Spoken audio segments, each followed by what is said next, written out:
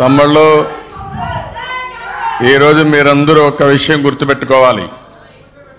Telugu Desam party ఎన్నికల్లో గెలవడం చారిత్రక అవసరం.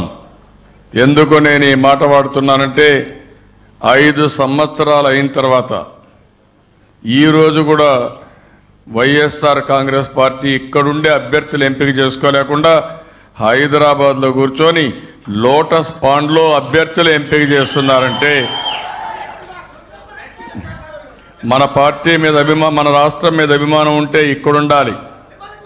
మనల్ని ఎన్ని తిట్లు తిట్టాడో చూశారు మీరు. ఆ కేసీఆర్ ఆయన పంచన చేరాడు. ఇప్పుడు పోయి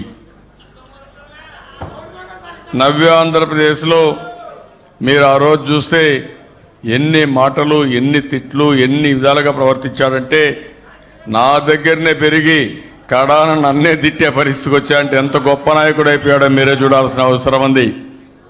మొన్న ఎన్నికలైనాయి, నాకేదో రిటర్న్ గిఫ్ట్ ఇస్తా అన్నాడు.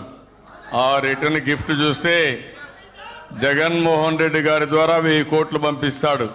నీ డబ్బులు కాదు, తిరుగు తపాల్లో ఓటమిని పంపిస్తాను తప్ప ఒక్క ఓటు మీకు పడే పరిస్థితి రాదు, ఒక్క సీటు మీరు గెలిచే పరిస్థితి రాదు.